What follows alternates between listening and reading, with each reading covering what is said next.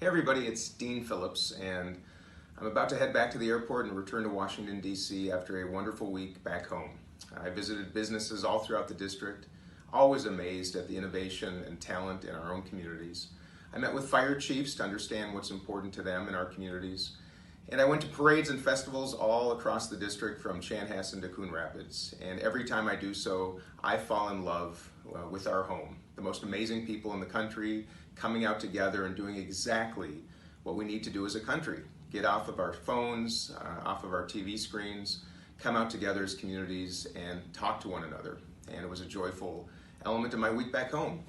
But of course, what's on a lot of people's mind is the circumstances at our southern border.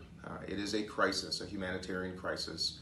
I went there 3 weeks ago. I did so quietly. I went with Republican colleagues to see for myself what was going on.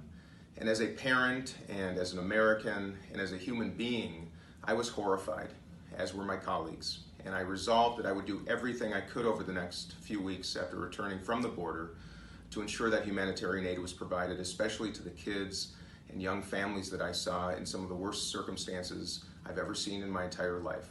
And that's why I was not going to go home from Washington a week ago until we ensured that aid would be delivered. I know it was imperfect, but it was a matter of something or nothing.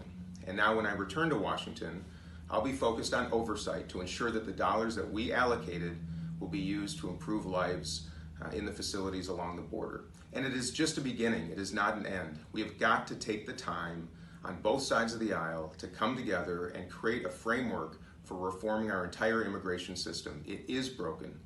And what I saw at the border is indelible in my mind, and I will not rest until we do so. And that is my focus. In fact, I'm planning a second trip back to the border, a bipartisan trip, later this month to encourage that type of outcome, and I will get to work. I just want everybody to know that I will always do what I believe is right. I know it is tough sometimes, I know the emotions involved, and I understand. I'm here to listen.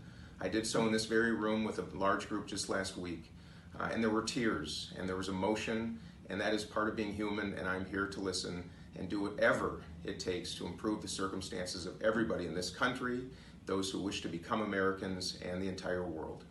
So keep the faith. I remind you that hope is just as contagious as fear, and that is a responsibility of all of us. Thank you. Have a great week. Let's stay together, and we will get through this and be coming out stronger than ever. Thanks.